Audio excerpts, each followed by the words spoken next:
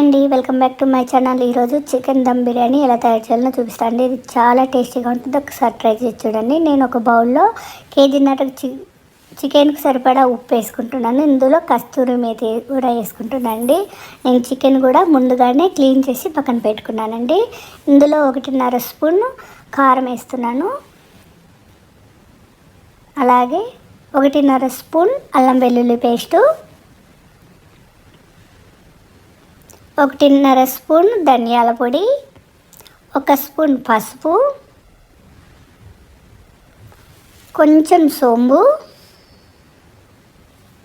Chicken masala మనకు 5 rupees packet బయట దొరుకుతాయి కదండి. నేను 1 ప్యాకెట్ వేస్తున్నాను. అంత వేస్తే సరిపోతుందండి కేజీన్నరకు. నేను ముందుగా క్లీన్ చేసి పెట్టుకున్న చికెను ఈ మసాలాలో యాడ్ చేసి బాగా కలుపుకుంటున్నాను అండి. ఒక 5 మినిట్స్ మాత్రం కలుపుకోవాలండి. అప్పుడు ముక్కకు అనేది ఈ మసాలాలన్నీ చక్కగా పడతాయండి. మన ఇంట్లో పాత పెరుగున్నా లేదా ఫ్రెష్ పెరుగున్నా సరిపోతుందండి. 1 కప్పు పెరుగు తీసుకోవాలి. నేను ఇప్పుడు పెరుగు వేసుకుంటున్నానండి. 2 నిమ్మకాయలు అయితే సరిపోతుందండి. నా దగ్గర నిమ్మ పులుసు ఉంది కాబట్టి బాటిల్లో నుంచి వేస్తున్నాను. 2 నిమ్మకాయలకు సరిపడా పులుసు వేసుకుని ఇదంతా ఒకసారి కలుపుకోవాలి.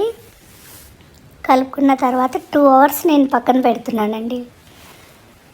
మీకు వీలుంటే 2 అవర్స్ పెట్టండి, లేదా ఫ్రిడ్జ్లో 15 మినిట్స్ పెట్టినా సరిపోతుంది.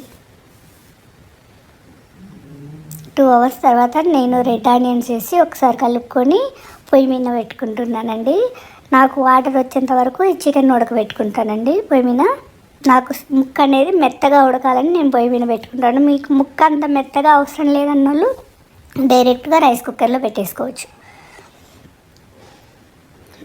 నేను పక్కన ఒక గిన్నెలో వాటర్ తీసుకొని అందులో సాజీరా, 2 బిర్యానీ ఆకులు, అల్లం వెల్లుల్లి పేస్ట్ వేసుకొని బాగా మరగబెట్టుకుంటున్నాను ఈ వాటరు. నేను రైస్ కూడా 3 గ్లాసులు అనేది తీసుకున్నాను అండి. 3 పావు పళ్ళు అండి. 3 గ్లాసులు అంటే వీటిని నేను 1 అవర్ నానబెట్టుకున్నాను అండి. రైస్ని కూడా నానబెట్టుకొని వడకట్టుకొని పక్కన పెట్టుకున్నాను. ఈ వాటర్ మరిగిన తర్వాత ఇందులో రైస్ వేసుకుంటున్నానండి. నేను 1 స్పూను నూనె కూడా వేసానండి. రైస్ అనేది పొడి పొడిగా వస్తుంది.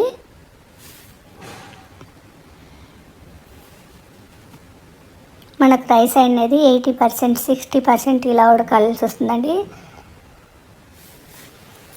మనం నానబెట్టాం కాబట్టి ఈ బాస్మతి బియ్యం అనేది తొందరగా ఉడుకుతాయి. మనం ఇక్కడే ఉండి చూసుకుంటా ఉంటే సరిపోతుందండి. పొయ్యి దగ్గర ఉండి నేను రైస్ కుక్కర్లోకి చికెన్ అనేది మార్చాను వాటర్ వచ్చిన తర్వాత. అలాగే 60% ఒక లేయర్ వేసానండి. తర్వాత 80% ఉడికినాక పైన లేయర్ వేసి అందులో పైన కొత్తిమీర చల్లి మూత పెట్టి ఉడకనిస్తున్నానండి. చూడండి, మూత పెట్టి ఉడకనిచ్చిన తర్వాత నాకు చక్కగా బిర్యానీ అనేది ఉడికింది. నేను ఉడికిన తర్వాతనే నెయ్యి అనేది 1.5 స్పూన్ వేస్తున్నానండి. మీరు ముందుగా అయినా వేసుకోవచ్చు నెయ్యి. చూడండి, బిర్యానీ అనేది చక్కగా ఉడికింది. ఈ విధంగా ఉడికిన తర్వాత నేను చికెన్ ముక్క కూడా ఎలా ఉడికిందో మీకు ఒకసారి చూపిస్తానండి. నాకు చాలా పలుకుగా చాలా టేస్టీగా వస్తుంది. నేను ఎలాంటి కలర్ అనేది కూడా యూజ్ చేయలేదు. చాలా టేస్టీగా ఉంటుంది. ఒకసారి ట్రై చేసి చూడండి. Thank you for watching.